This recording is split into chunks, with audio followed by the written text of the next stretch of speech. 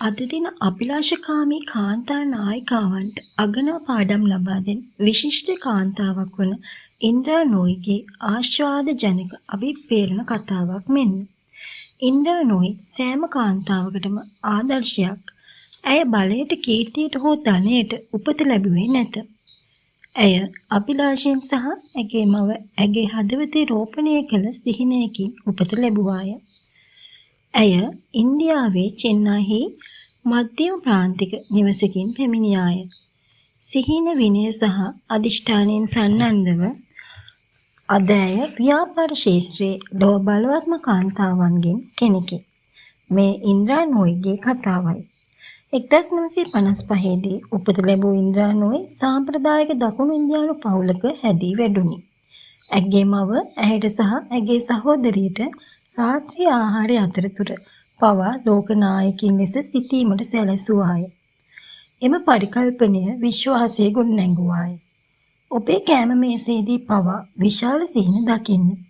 ඉන්දියාවේ විද්‍යාව හැදෑරූ ඉන්ද්‍රා MBE උපාධියක් ලබාගත් අතර පසුව ජීවිතය වෙනස් කරන තීරණයක් ගත්තා. එක්සත් ජනපදයට ගොස් යේලි ඉගෙනීමට ඇයට තිබුණේ සුළු මුදලක්. සම්බන්ධතා නොමැති අතර ඇගේ රැකියා සමග පරීක්ෂණය සඳහා ඇඳුමක් මිලදී ගැනීමට පිළිගැනීමේ නිලධාරිනියක් ලෙස පවා සේවය කළාය. ඇයට සැනසීමක් තිබුණේ නැහැ. නමුත් ඇයට ධෛර්යයක් තිබුණා. ඇය 1994 දී පෙප්සිකෝ සමග සම්බන්ධ විය. ඇගේ තියුණු මනස සහ නිර්භීත අදහස් සමාගමට ට්‍රොපිකානා සහ ක්වේකර් ඕට්ස් වැනි විශාල වෙළඳ නාම අත්පත් කර ගැනීමට උපකාරී විය. 2006 දී ඇය ප්‍රධාන විධායක නිලධාරිනිය බවට පත් වූවාය. ෆෝචුන් 50 සමාගමට නායකත්වයේ දුන් පළමු සංක්‍රමික කාන්තාව ඇය විය. ඇය හදවතින් උපාය මාර්ගයෙන් සහ අරමුණෙන් නායකත්වයේ දුන්නාය. ඉන්ද්‍රා පෙප්සිකෝ පරිවර්තනය කළාය.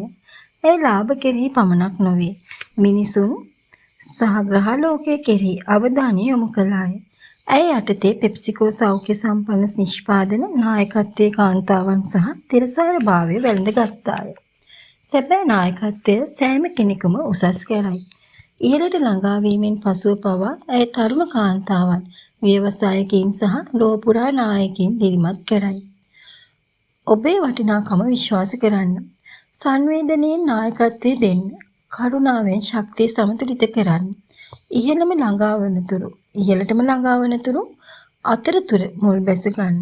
ඉන්ද්‍රා නෝයි වරක් පැවසුවේ නායකත්වයේ බලය ගැන නොවේ, ඒ වගකීම ගැනය. ඇගේ ජීවිතයේ කිසිදු සිහිනයක් ඕනවට වඩා විශාල නොවන බවත්, කිසිදු පසුබිමක් කුඩා නොවන බවත් සාක්ෂියකි. නිර්භීතව ප්‍රඥාවන්ත වන්න.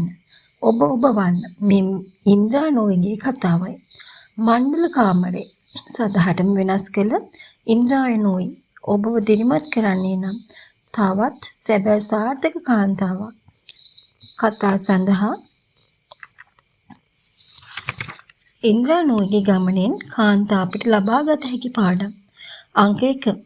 ඔබේ මූලයන් වැළඳ ගන්න. ඉන්ද්‍රාගේ හැදී වැඩීම ඇය තුළ විනය සහ අභිලාෂයේ වටිනාකම් ඇති කළේ. අංක 2. ජීවිත කාලය පුරාම ඉගෙනීම ලුහුබඳින්න. මහද්දීප හරහා ඇයගේ අධ්‍යාපන ගමන අඛණ්ඩ අධ්‍යාපනයේ වැදගත්කම ඉස්මතු කරයි. අංක 3. අරමුණක් ඇතිව නායකත්වයේ දෙන්න.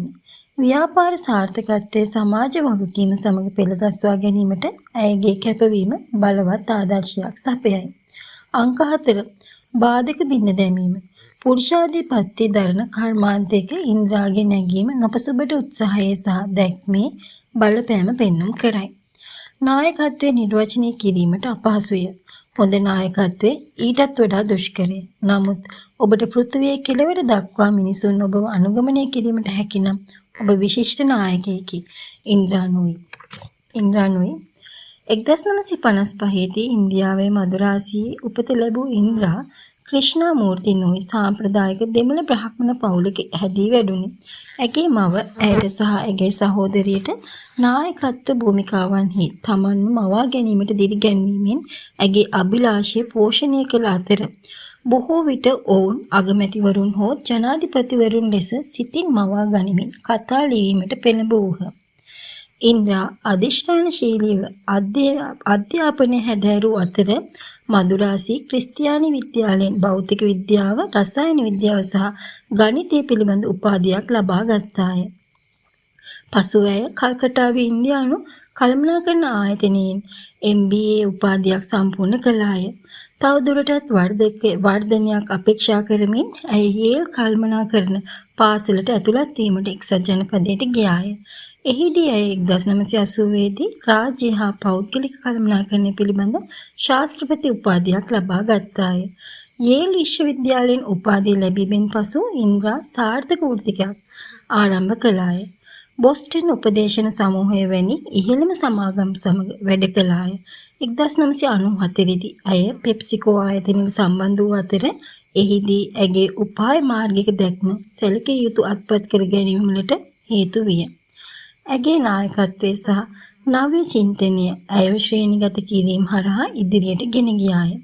2006 දී ඉන්ද්‍රා නූයි පෙප්සිකෝහි ප්‍රධාන විධායක නිලධාරිනිය බවට පත් වූ අතර ෆෝචුන් 50 සමාගමකට නායකත්වය දුන් පළමු වර්ණ කාන්තාව සහ සංක්‍රමණික කාන්තාව ලෙස ඉතිහාසයට එක්විය.